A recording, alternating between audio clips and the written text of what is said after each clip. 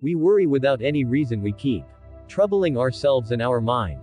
Worry makes us sick. In today's story we will learn why we should not worry unnecessarily. A village. I was a farmer who had developed a very bad habit. And that habit was of worrying unnecessarily. He used to worry about something or the other all the time. He used to think all the time that something wrong might happen to him while his life was going on. Till now everything was going well. He had a big farm which yielded a good crop. He had 2 bullock carts for farming. He had a nice house, a wife and 2 lovely children, but still, he was in trouble. I used to worry unnecessarily thinking about some untoward incident. Sometimes I wonder, what if my crop gets attacked by insects? What if stray animals destroy the crop? What if there is drought or excessive rain? My crop will get spoiled. Like this. At the same time, he was getting unnecessarily worried by thinking about other things of the future.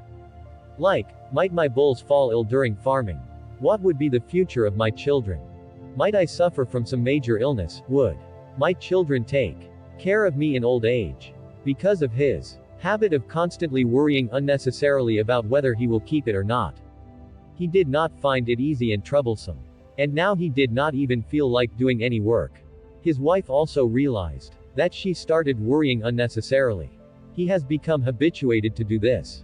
He also tried to explain to her many times that she should stop worrying unnecessarily. But there was no point in trying to explain. She came to know that a Mahatma has come to the city who has the solution to all the problems. Then, one day she took him to the ashram of a Buddhist monk. The Buddhist monk was a very intelligent and knowledgeable person. The farmer and his wife put all their problems before the Buddhist monks. The farmer said, "Mahatma, I keep worrying about something or the other all the time. I mostly worry about them. I keep getting worried thinking about bad things that haven't happened to me yet." After listening carefully to the farmer's problem, the Buddhist monk said, "Okay, both of you, come tomorrow morning and then I will tell you the solution to your problem." Next morning, when the farmer and his wife reach the Buddhist monk's ashram, they see that the Buddhist monk is sitting cross-legged on the ground in a very worried state, and a glass full of milk is placed in front of him. Looking towards the glass of water and then sometimes placing his hands on his head and sometimes on the ground, he looked very worried and restless. Seeing this, the farmer asked, "Mahatma, why are you looking so worried? There is milk placed in front of you. You have given it to him. Why don't you drink it?" Mahatma said, "I am worried that the cat might drink this milk, or if I go somewhere, and who knows, this milk might spill somewhere. I want to drink the milk, but I also don't feel like it. I am here only. I am thinking that what will happen if this milk gets spoiled or some dirty thing gets digested on it." Hearing this, the farmer started laughing loudly. The farmer laughingly said, "What is there to be so worried about? It is only milk. What if it is dropped by a cat, or it gets spoiled, or someone drinks it? You will get it back, and anyway, it is useless for you to worry, because neither the cat has dropped it nor it has got spoiled. Nor has anyone drank it yet, and it is possible that this may happen in the future." Hearing these words from the mouth of the farmer, the Buddhist monk smiled and said, "I am also trying to make you understand that do not worry about those future events.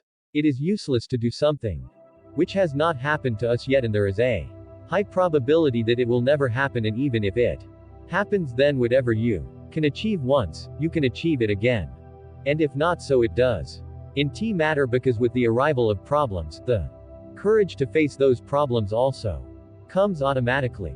After hearing these things, the farmer felt as if someone had woken him up from sleep by slapping him on the cheek. It happened that he was also making the same mistake. He was getting worried thinking about those future events which have not happened yet and perhaps will never happen. He fell at the feet of the Buddhist monk and said, "Thank you very much for making me realize my mistake so easily. And I will try my best from today onwards. I will stop worrying unnecessarily." There is a popular saying in Japan, "If you are walking, then just walk. If you are eating, then just walk. Eat only, but do only one thing at a time. Don't worry." The meaning of this popular proverb surprised me.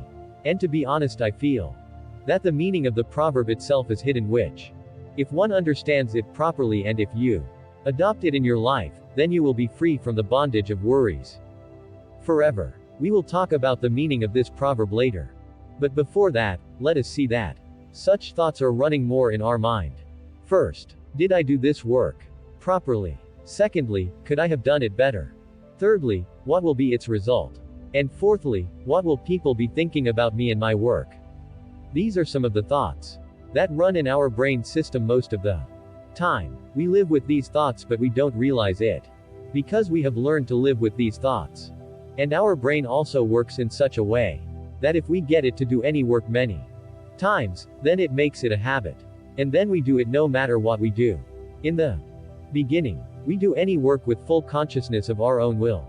But later it becomes our habit, and then we just do that work in unconscious state without thinking. When a child is small, he does not know what to worry about. But as soon as he grows up, his parents start saying, "Son, you have to do your homework, you are not worried about it, your exams are coming. You should worry about him." And for many things the people around the child ask him to worry.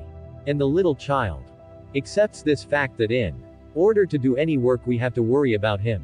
And then he also starts thinking again and again about some important incident.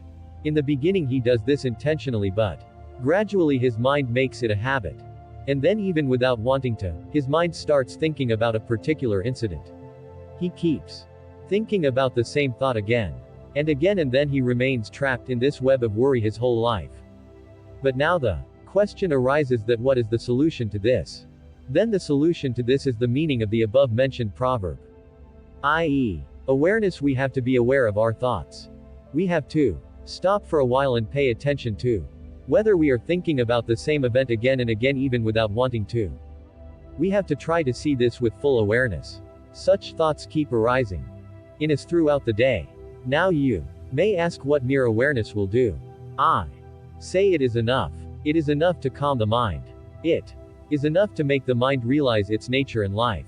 The easiest way to bring awareness is to meditate. During meditation, pay attention to your thoughts, and when you start paying attention to your thoughts with full awareness, then you will find that all the non-essential things running in your mind will disappear one by one. Will start disappearing, and then you will be able to experience a blissful and peaceful life. Rest. If you like this story, then like this video and subscribe. Thanks H.